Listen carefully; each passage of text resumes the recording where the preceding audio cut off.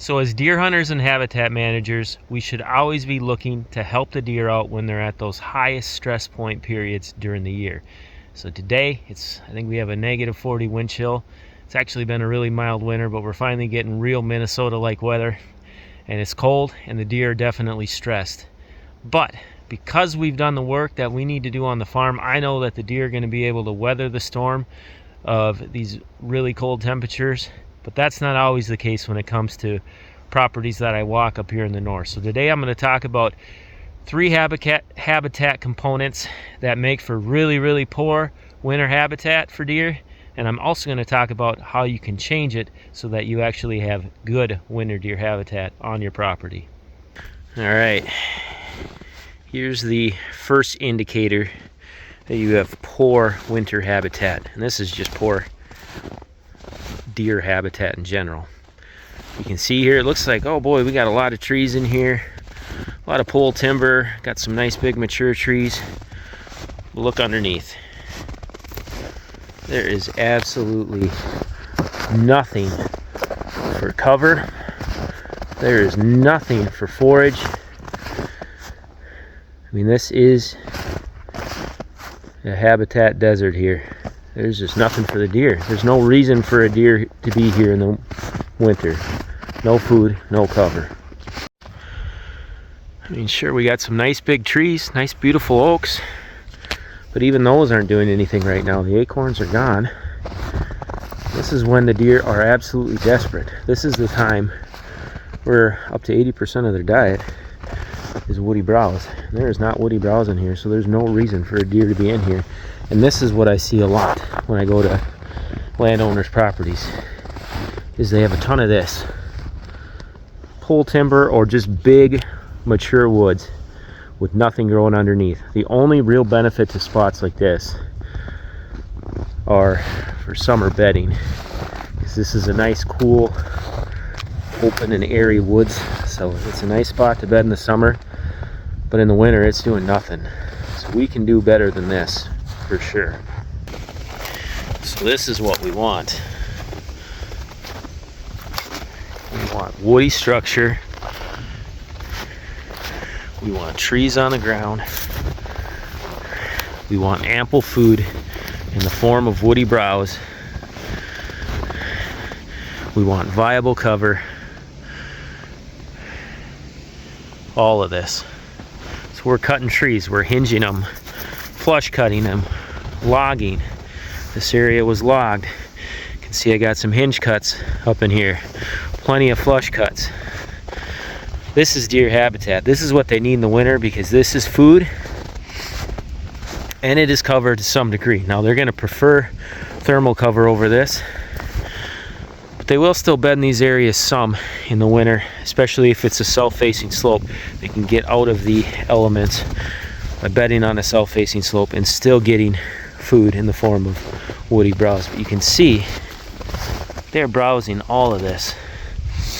And all this stuff is absolutely sawed off. And this is what they need to get through the winter. And this is what they need in the fall. They're not going to be bedding in those big wide open timber areas in the fall. This is where the deer live in the fall. This is peak fall habitat, and it is great winter deer habitat because it gives them the food that they need.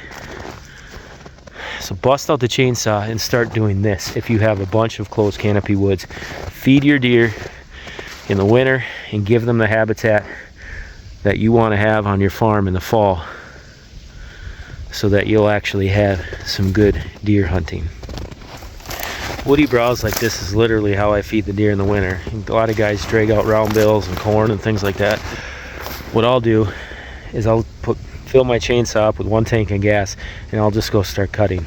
You know, I'll go in and do some TSI. I'll release the trees I want to promote, like big mass producing trees like oaks, and I'll just start dropping stuff down to the deer's level so that I can feed them. Because when I do that, within hours the deer find it and they're hammering all that stuff, because woody browse is so crucial this time of year. And I'll do that about every 10 days in the winter, especially on those really high stress winters, just to feed the deer.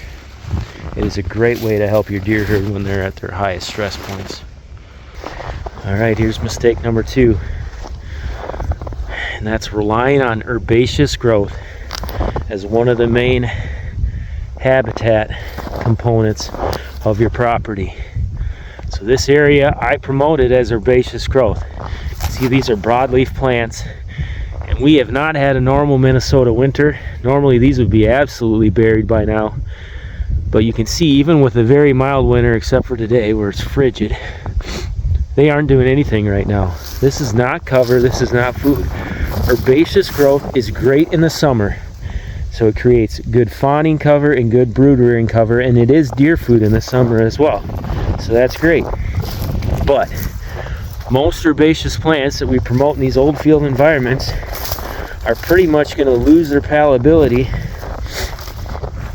by August, September, and they're not even going to do anything for us during the deer season, let alone when it's cold and nasty in the winter. I mean, look at this.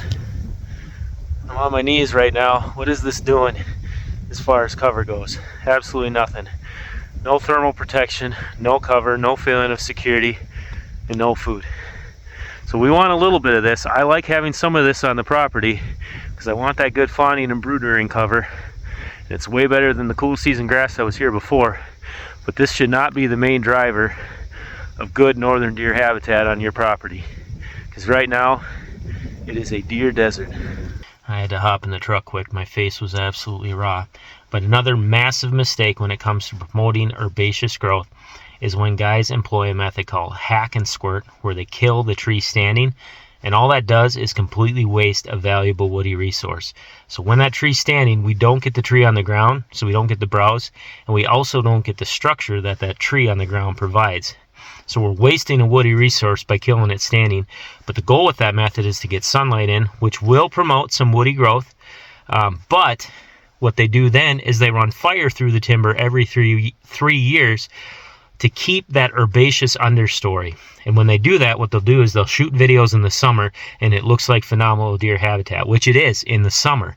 But you never see videos of those areas in the winter, because all that herbaceous growth that they had standing is now flat, and it's providing no food and no cover for the deer. So if you see videos of that kind of stuff up here in the north in the summer, yeah, you're going to say it looks great, but it is a terrible practice up here because it only provides good habitat for a very small portion of the year. Again, I want some herbaceous growth on the farm. I talk about it a lot in my videos. I want that good fawning and brood rearing cover, but that is not a practice that you should be doing on a large scale up here, because it really misses the boat when it comes to good year-round habitat. So instead of relying on herbaceous growth as the main driver for what we're calling great year-round deer habitat, we need this, especially in the north. This is thermal protection right here in the forms of spruce and white pine.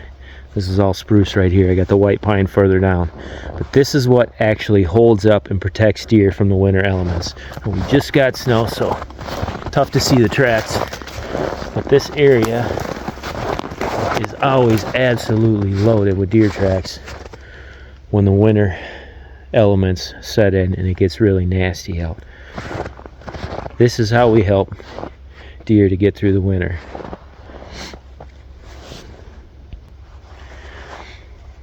I've shared it in the past in other videos, but a dense conifer stand can be up to 7 degrees warmer than the actual air temp. So I do want thick, dense stands of conifers for this time of year, because this is what helps the deer be protected from the elements and just helps to lower those stress levels, because this time of year is definitely the most stressful time to be a deer in Minnesota. Now you can see I transitioned into some white pine areas, and the nice thing about these white pines is now the deer can actually get up and bed underneath the limbs a little bit easier in the spruce. I love having spruce on the exterior of these thick, dense stands and having white pine in the middle, so that they have the protection from the wind out there and they have the protection from the snow right here, where they can get up and bed underneath these conifers.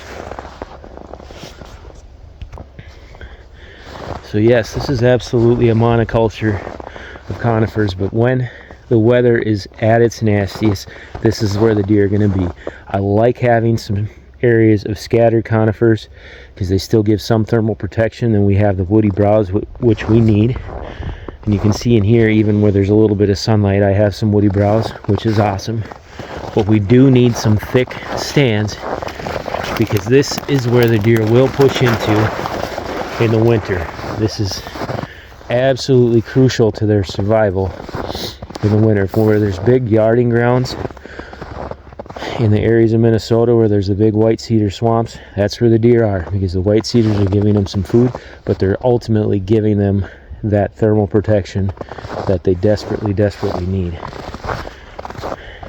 Woody browse is king, but really good thermal cover is also king in the winter. Now we can see here there's some beds just kind of bumped in just a few feet into this stand today. I don't want to stress the deer.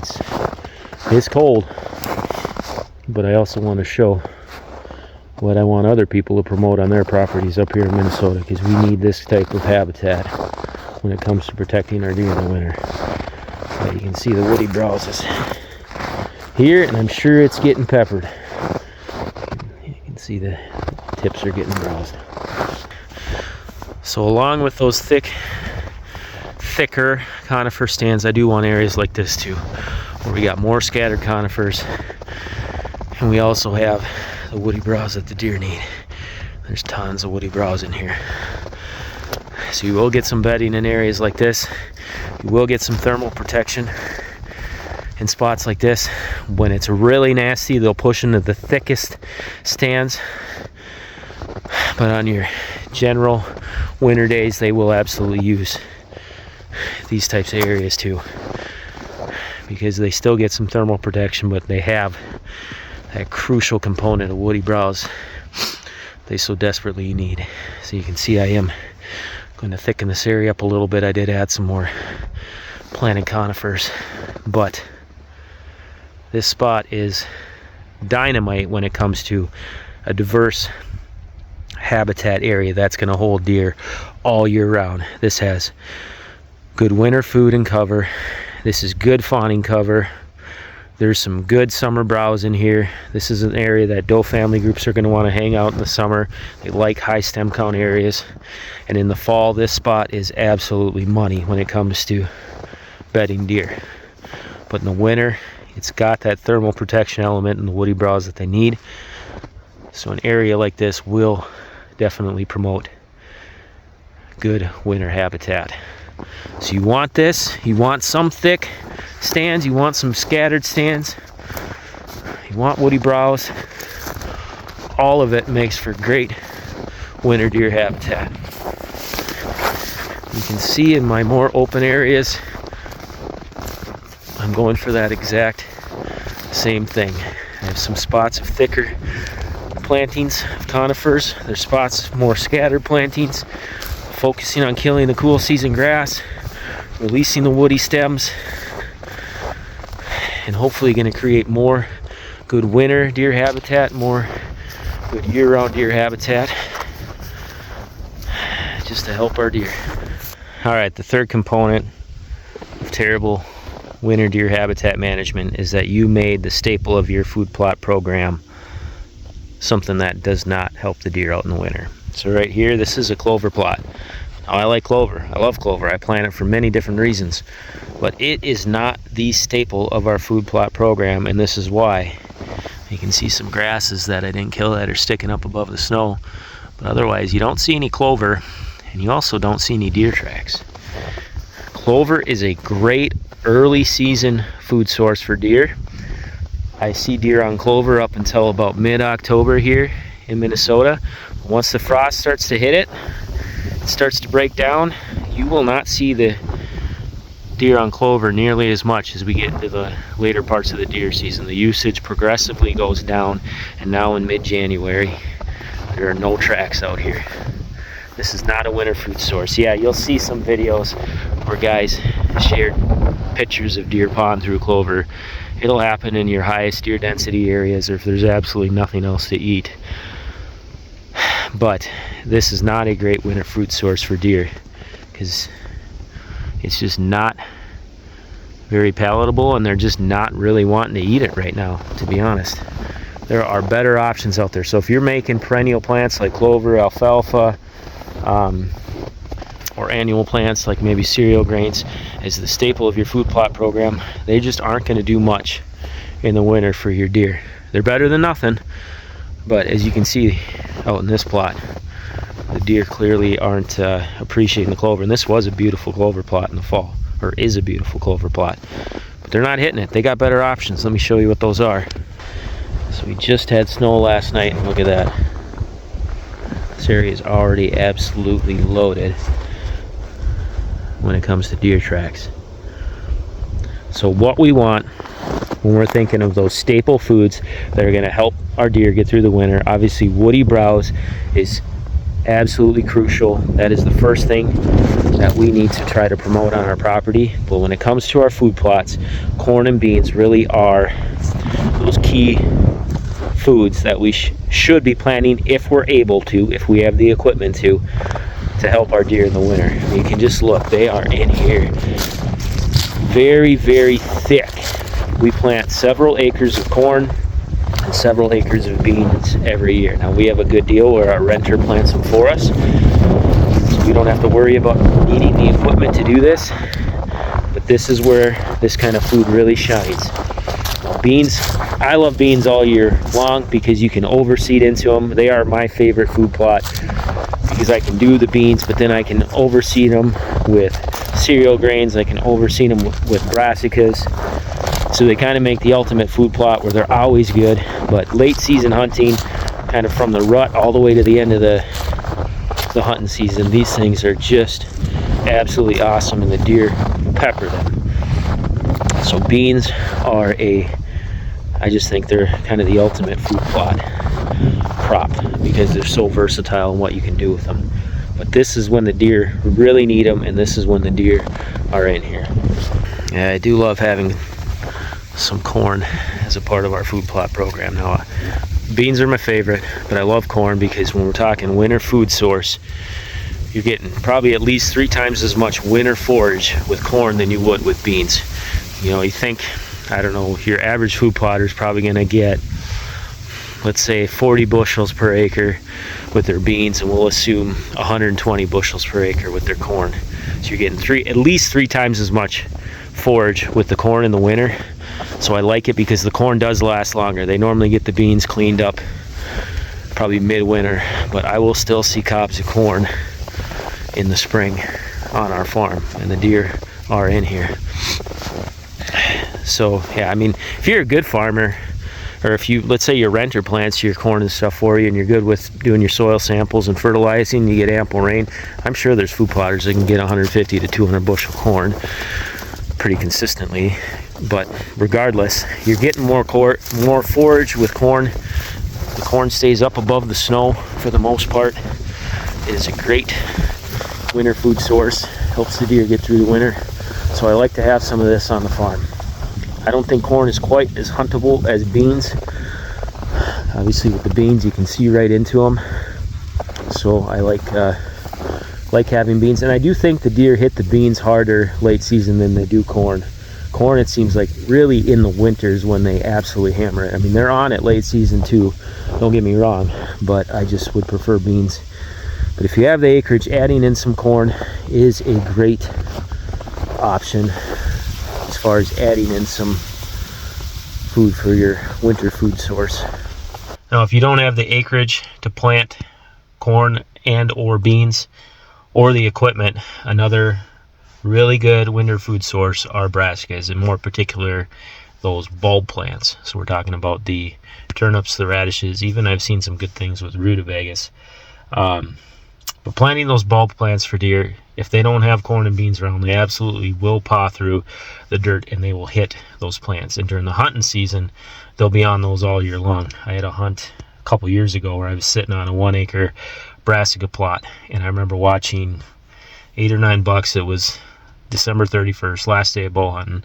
Had 8 or 9 plots come in, or 8 or 9 bucks come into the plot that night, and we're absolutely hammering those bulb plants that were planted in that plot. So brassicas, if you don't have the ability to do a lot of corn and beans, you should have brassicas as kind of that staple of your food plot program, because they will help the deer through the winter. Now, the one thing I don't like is I don't like when deer have to paw through the snow a ways to get to a plant. And with brassicas, you know, if we don't have our normal 2 to 3 feet of snow, that's a lot of energy they have to expend to get to them. So that's again why I like the corn and bean option, because they actually stay above that snow line a little bit, so they don't have to use as much energy getting to them. But corn and beans are not always an option for most folks, or for a lot of folks. So brassicas as a third good viable option are absolutely something that you should be adding into your food plot program. Don't worry, I'm just driving through the farm right now, but with food plots, diversity is king, and I like having a diverse variety of food sources on the farm. I like the clovers, I like brassicas, cereal grains, corn, beans, I like having all of it. But when you are planting your food plots, you got to pick what's going to be the staple of my food plot program. And on our farm, the staples are corn and beans. We use those green food sources as kind of our candy crops to pull the deer into bow range, because when you have that good green food source, when everything else is dying in the fall, that is going to help to feed your deer, to hold some deer on your property in the fall when you want them there, and hopefully give you that chance at that shot. But when we're talking great food sources, great winter food sources, corn and beans are it. Brassicas, like I said, number 3. But we want to have food sources that are going to help the deer even well past the deer season. So that's why we've chosen those as the staples for for our property. So when you're thinking about your property, think about what, you know, when the highest stress period is, and what type of food sources are going to help the deer during those highest stress periods on your property, depending on where you live. And make sure that you kind of make those food sources the staple. Then you can use some of those other food sources like we do as those incentive plots to hopefully pull deer into range when you're hunting them during the hunting season, because we want good green food sources during the fall. Absolutely, they're crucial and they help hold deer on the farm, but we also want stuff that's going to help them well past the fall. So if after watching this video you realize that your winter deer habitat is lacking on your property, now is the time to make a change and start to implement some of these tactics so that you can help more deer make it through the winter and also improve your hunting next fall. All right, y'all take care. God bless.